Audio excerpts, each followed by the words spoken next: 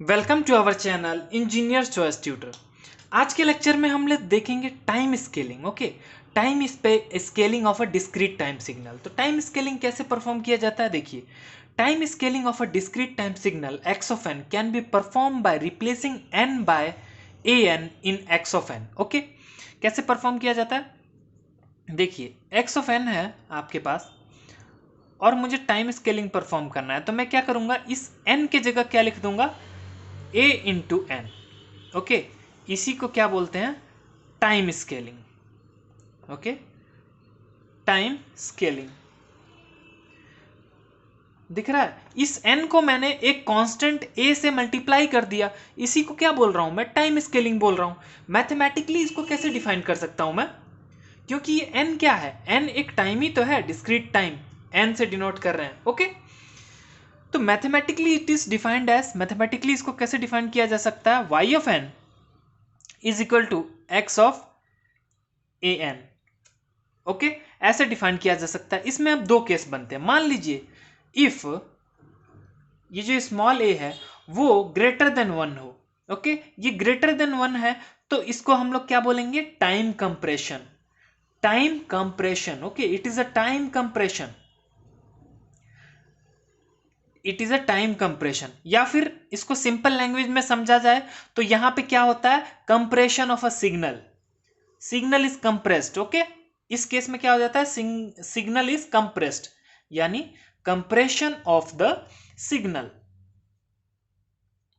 It is clear, इतना clear है, I hope इतना समझ में आ रहा हो आपको। दूसरा केस देखिए, if A is smaller than one, अगर ए स्मॉलर देन वन है तो इसको हम लोग बोलते हैं time expansion. Time expansion, time expansion. इसको सिंपल लैंग्वेज में हम क्या बोलते हैं, हम बोल सकते हैं कि यहां पे क्या हुआ है, एक्सपेंशन ऑफ द सिग्नल हुआ है। क्या हुआ है, expansion of the signal, expansion of the signal. It is clear, यानी सिग्नल इज एक्सपेंडेड। अब सिग्नल एक्सपेंड हो रहा है, सिग्नल कंप्रेस हो रहा है, वो तो एग्जांपल लेने से समझ में आएगा कि क्या हो रहा है और कब क्या हो रहा है। Okay, it is clear. तो उसके लिए हमें क्या डील करना पड़ेगा, हमें एक एग्जाम्पल देखना पड़ेगा। तो चलिए एग्जाम्पल की तरफ बढ़ते हैं। टाइम स्केलिंग का एग्जाम्पल, हमारे पास क्वेश्चन क्या है, y of n is equal to x into X of 2n। Okay, x of 2n है। यहां से क्या मालूम चल रहा है कि स्मॉल ए की वैल्यू क्या है, 2 है ना, क्योंकि जनरल एक्सप्रेशन क्या होता है, y of n equal to x of A N. तो a की जगह यहां 2 है तो स्मॉल ए क्या है, 2 है। ओके, अब y ऑफ n की वैल्यूज निकाल लीजिए डिफरेंट वैल्यूज ऑफ n के लिए। हाँ, तो y ऑफ 0 निकाल लेता हूं मैं। It is clear. तो सबसे पहले आपको ग्राफ देखना पड़ेगा मेरे भाई। ग्राफ जो आपको दिया होगा ना, क्वेश्चन में आपको क्या दिया गया है, ग्राफ दिया गया है। वो ग्राफ मैं कैसे दिखाऊं आपको, वेट कीजिए एक मिनट। हाँ, ये रहा graph. Okay, X of N का ग्राफ यहाँ पे दिया गया है। ग्राफ की हेल्प से आपको सॉल्व करना पड़ेगा। Wait for a minute. हाँ, सो आई होप सब कुछ आपको दिख रहा हो, ग्राफ भी दिख रहा हो और इतना ये सब दिख रहा है। ओके, तो y ऑफ 0 इक्वल टू क्या हो जाएगा, x of 2 into 0, that is nothing but x of 0।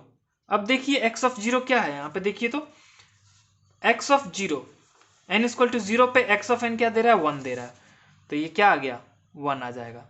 Clear, इतना क्लियर है। अब देखिए y ऑफ -1 निकाल लीजिए, y ऑफ -2 निकाल लीजिए। ओके, y ऑफ 1 निकाल लीजिए, y ऑफ 2 निकाल लीजिए। ओके, पुट कीजिए, x of 2 into -1, x of 2 into -2, x of 2 into 1 and x of 2 into 2। तो क्या क्या आ गया देख लीजिए, सिंपल सा प्रोसेस फॉलो करना है। ये क्या आ गया, x ऑफ -2 हो गया, यहां पे क्या आ गया, x of -4, x of 2 and x of 4। अब ग्राफ में इन सब चीज की वैल्यू देख लीजिए कि x ऑफ -2 क्या दिया हुआ है, x ऑफ -4 क्या दिया है, x ऑफ 2 क्या दिया है, x ऑफ 4 क्या दिया है। देखिए x ऑफ -2, x ऑफ -2, ये रहा -2 ना, क्या दिया गया, 3। ओके, एक्स ऑफ -4 क्या मिला है? 0 है। एक्स ऑफ -4 क्या है? 0 है। एक्स ऑफ 2 क्या है? एक्स ऑफ 2 ये रहा ना 2 क्या है? 3। ओके, एंड एक्स ऑफ 4 क्या है? 0। तो क्या हो गया? 0। तो क्या क्या पॉइंट आ गए? देखिए क्या क्या पॉइंट आ गए। ये रहा, यहां से लिख लीजिए। अब क्या सिंपल लिख लीजिए जो आपने निकाला। मैंने निकाला y ऑफ 0 बराबर क्या आ गया मेरा? 1 आ गया। y ऑफ -1 बराबर क्या आ गया मेरा? 3 आ गया। y ऑफ -2 बराबर क्या आ गया? 0 आ गया। y ऑफ 1 बराबर क्या आ गया? 3 आ गया। एंड y ऑफ 2 बराबर क्या आ गया? 0 आ गया। ये सारी चीजें मैंने निकाल ली है ऑलरेडी अभी। अब कुछ लोग सोच रहे होंगे सर आपने n इक्वल टू 0, -1, -2, 1 एंड 2 पे ही क्यों चेक किया, आगे क्यों नहीं चेक किया? तो मेरे भाई मैं आपको बता दूं क्यों नहीं चेक किया। क्योंकि y of n equal to क्या दिया गया है? x of 2n। ओके, अब n की वैल्यू मान लो आप बोल रहे हो कि -2 पे ही आपने क्यों चेक किया और इधर 2 तक ही क्यों गए। मैं बताऊं क्यों। क्योंकि देखिए -2 के बाद कोई पॉइंट ले लीजिए आप। चलिए n इक्वल टू -3 ले लीजिए। तो देखिए n इक्वल टू -3 पे चेक करिएगा तो x of 2 into -3 that is x of -6, 0 ही मिलने वाला है। वैसे ही n इक्वल टू -4 पे भी चेक कीजिएगा तो y ऑफ -4 क्या मिलेगा? 0 ही मिलेगा। उसी तरीके से जैसे ही आप y ऑफ 2 के आगे बढ़िएगा ना, y of 2, y of 3, y of 4 सब 0 0 0 ही मिलेंगे आपको। इसीलिए इन सारे ही पॉइंट को मैंने चेक किया यहाँ पे। ओके, अब इस हिसाब से क्या कर लीजिए, आप अपना ग्राफ बना लीजिए। तो ये बन गया मेरा ग्राफ, है ना। ये ग्राफ किस चीज का है? y ऑफ n का है ना। y of n equal to what? x of 2n। तो जहां पे n इक्वल टू 1 पे क्या मिली थी वैल्यू मुझे? चेक करो, 3 मिली थी। n इक्वल टू 0 पे क्या मिली थी? 0 पे 1 मिली थी। n इक्वल टू -1 पे क्या मिला था? 3 मिला था। और n इक्वल टू 2 पे 0 और -2 पे भी क्या मिला था? 0 मिला था। तो ये अपना क्या है? अब एक चीज बताओ, देख रहे हो ये सिग्नल क्या था? इतने में था, ये सिग्नल इतने में था ना। तो जब इसका मैंने क्या किया, टाइम स्केलिंग कर दिया। तो टाइम स्केलिंग किया जहां पे मैंने a की वैल्यू क्या रखी? ग्रेटर देन 1 रखी। तो दिख रहा है इतने में सिग्नल था, अब क्या हो गया? इतना हो गया। तो सिग्नल क्या हुआ यहाँ पे? कंप्रेस, सिग्नल कंप्रेस्ड हो गया। ओके, इसीलिए मैं बोल रहा हूं, इसीलिए मैंने ये कॉन्सेप्ट आपसे बताया था कि जब a ग्रेटर देन 1 होता है ना, तो यहाँ पे क्या होता है? कंप्रेशन ऑफ द सिग्नल होता है, सिग्नल इज कंप्रेस्ड। तो आई होप ये आपको समझ में आ गया। अब नेक्स्ट एग्जांपल देखते हैं एक्सपेंशन का। सिग्नल एक्सपेंशन कैसे कर सकते हैं आप? ओके, तो सिग्नल एक्सपेंशन सिंपल लिख लीजिए। देखिए इक्वेशन दिया हुआ है y of n equal to x of n divide by 2। तो यहां से क्या मालूम चल रहा है कि a की वैल्यू क्या है? 1/2 है। क्यों a की वैल्यू 1/2 है? अब पिछले केस में क्या हुआ? Signal is compressed by 2। Okay, तो यहां पे देखिए a इक्वल टू क्या है? 1/2 है। क्यों? क्योंकि जनरल एक्सप्रेशन क्या होता है? y of n equal to x of a into n, यही होता है ना जनरल एक्सप्रेशन। a की जगह यहाँ पे क्या है? 1/2 है। तो इतना क्लियर है। अब आपको कौन सा ग्राफ का जरूरत है? वही x ऑफ n वाले ग्राफ की तो आपकी जरूरत पड़ेगी आपको, कहीं भी आगे भी चल के उसी ग्राफ का जरूरत पड़ेगा। तो वो ग्राफ तो आपके पास रहना चाहिए, आपने मेरे ख्याल से बनाया होगा स्टार्टिंग में ही। तो देख लेते हैं ये ग्राफ आपको चाहिए ही चाहिए। ओके, ये ग्राफ आपको चाहिए ही चाहिए, क्योंकि इसी ग्राफ पे हम लोग ऑपरेशन परफॉर्म कर रहे हैं। तो ये ग्राफ मैं अपने आगे रख लेता हूँ। अब चेक कर लेता हूँ मैं y ऑफ 0 पे क्या आएगा, y ऑफ 1 पे क्या आएगा, सॉरी 1 पे तो नहीं, 2 पे क्या आएगा, y ऑफ 4 पे, y ऑफ 6 पे, y ऑफ 8 पे, y ऑफ -2 पे, y ऑफ -4 पे, y ऑफ -6 पे एंड y ऑफ -8 पे। ओके, इन सभी चीज पॉइंट पे आपको चेक कर लेना है। तो y ऑफ 0 पे क्या रहेगा? देखिए x 0/2 that is x of 0 रहेगा। ओके, y ऑफ 2 पे क्या रहेगा? 2/2 दैट इज 1। सिमिलरली 4 पे क्या रहेगा? 4/2 दैट इज 2। सिमिलरली 6 पे क्या रहेगा? x ऑफ 3 बन जाएगा 6/2। ओके, यहाँ पे बन जाएगा x ऑफ 4, यहाँ पे बन जाएगा x ऑफ -1। आई होप आपको समझ में आ रहा हो। ओके, हाँ, तो y ऑफ -4 क्या हो जाएगा? y ऑफ -4 हो जाएगा x of -4 divide by 2 that is -2। Okay, y of -6 क्या हो जाएगा, x of -6 divide by 2 that is -3। y of -8 क्या हो जाएगा, x of -8 divide by 2 that is -4। Okay, ये सारी चीजें क्लियर है। अब आपको सिंपली क्या करना है, ये जो ग्राफ दिख रहा है इस ग्राफ से सबकी वैल्यू निकाल लीजिए।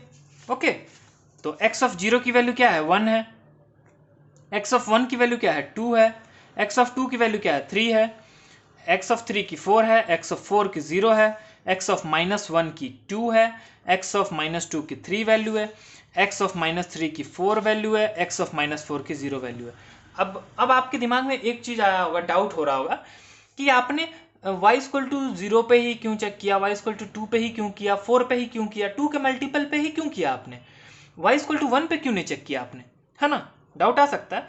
तो y इक्वल टू 1 पे जब मैं चेक करता तो क्या होता है, देखिए x ऑफ 1/2 पे चेक करना होता, लेकिन डिस्क्रीट सिग्नल दो इंस्टेंट के बीच में तो डिफाइंड ही नहीं होते हैं। ओके, क्लियर है। तो 1/2 क्या है, एक फ्रैक्शन है, फ्रैक्शन पे डिस्क्रीट सिग्नल डिफाइंड ही नहीं होते हैं दो इंस्टेंट के बीच में। 1 पे डिफाइंड है, 2 पे डिफाइंड है, 1.2 1.3 1.4 पे डिस्क्रीट सिग्नल डिफाइंड नहीं होते हैं। इसीलिए अगर मैं 3 लेता फिर भी ऐसा कंडीशन बनता, 5 लेता फिर भी ऐसा ही कंडीशन बनता, इसीलिए ऐसा मैंने नंबर लिया। अब देखिए सिंपल, n डिवाइड बाय 2 है ना, तो n ऐसा लो जो प्योरली डिविजिबल बाय 2 हो जाए, उस हिसाब से अरेंज करो। फिर समझ में आया, n ऐसा नहीं लेना है कि फ्रैक्शन रह जाए, n ऐसा लो जो प्योरली डिवाइड हो जाए 2 से। तो ये लॉजिक है। अब y ये बन गया ना, इतना समझ में आ गया। अब क्या करना है मेरे भाई, सिंपल ग्राफ बना लो ना, ये रहा ग्राफ आपके सामने। ग्राफ बनाना कौन सी बड़ी बात है, y ऑफ n का ग्राफ बना लो, y ऑफ n। अब देखो ओरिजिनल सिग्नल क्या था, इतने में था, ओरिजिनल सिग्नल क्या था, इतने में था, और ये सिग्नल क्या हो गया, इतना बड़ा हो गया। तो यहां पे क्या हुआ है, सिग्नल एक्सपेंशन हुआ है, सिग्नल क्या हो गया, एक्सपेंड हो गया है। Okay, here signal is expanded by 2 because a equal to 1/2। It is clear. और यहां पे क्या हुआ, all odd components in x of n/2, all odd components. Okay, -1 -3 -5 -7 1 3 5 7, all odd components in x of n/2 are 0 because x of n does not have any value in between the sampling instants। ये मैं already आपको बता चुका हूं logic. Okay, तो इतना आई hope आपको clear हो, ये चीज क्लियर है। अब देखिए टाइम स्केलिंग कहाँ यूजफुल है, time scaling is basically useful when data is to be fed at some rate, okay, and is to be taken out at different rate। okay, अगर आप डेटा फेड कर रहे हैं अलग रेट पे और निकाल रहे हैं अलग रेट से, वहां पे क्या होता है, टाइम स्केलिंग का यूज किया जाता है। ओके, रिक्वायरमेंट है कि मैं डेटा भेजूंगा अलग रेट से लेकिन रिसीव करूंगा अलग रेट से, तो वहां पे क्या करना पड़ेगा, मुझे टाइम स्केलिंग का कॉन्सेप्ट यूज करना पड़ेगा। It is clear. अब शॉर्टकट क्या है इसका, एक चीज मैं शॉर्टकट बता देता हूं बस आपको। ओके, अब ये सिग्नल था अपना, मुझे करना है क्या, परफॉर्म x ऑफ 2n करना है, कुछ नहीं, टाइम एक्सिस पे डिवाइड बाय 2 करते जाइए, शॉर्टकट, डिवाइड बाय 2 करते जाइए, डिवाइड बाय 2 करते जाइए, divide by 2 divide by 2 divide by 2 divide by 2 divide by 2 कर दिया आपने। ओके, क्योंकि x ऑफ 2 इंटू n है, तो क्या करना है, टाइम एक्सिस पे जितने भी ये पॉइंट दिख रहे हैं सबको क्या करना है, डिवाइड बाय 2 कर देना है। और जहां पे भी कंप्लीटली डिविजिबल हो जाए, फ्रैक्शन वाला पार्ट इग्नोर करना है आपको, सिर्फ कंप्लीटली डिविजिबल वाला पार्ट लेना है। फॉर एग्जांपल 4 डिवाइड बाय 2 क्या आ गया, 2 हो गया। 3 डिवाइड बाय 2 फ्रैक्शन है, इसको इग्नोर मारिए। 2 डिवाइड बाय 2 क्या हो गया, 1 हो गया। 1 डिवाइड बाय 2 फ्रैक्शन है, इसको इग्नोर मारिए। 0 डिवाइड बाय 2 क्या हो गया, 0 हो गया। -1/2 फ्रैक्शन है, इग्नोर मारिए। Okay, -2 divide by 2, okay, -1, clear. -3 divide by 2 fraction है, इग्नोर मारिए। -4 डिवाइड बाय 2 क्या हो गया, -2 हो गया। अब देखिए n इक्वल टू -2 पे 0 value, n equal to -1, n equal to 0 पे, 1 पे, और n इक्वल टू 2 पे अपना x ऑफ 2n डिफाइंड है, सिंपल। तो ये देखिए final graph, x of 2n versus n, किस पे, -2 पे 0, -1 पे 3, 0 पे 1, 1 पे 3 और 2 पे 0, सिंपल। ऐसा ही करना है और कुछ नहीं है इसमें मेरे भाई, बिल्कुल सिंपल सा लॉजिक है यहाँ पे। तो आई होप आपको टाइम स्केलिंग समझ में आ गई हो. So thanks for watching this video. Please like the video and subscribe our YouTube channel.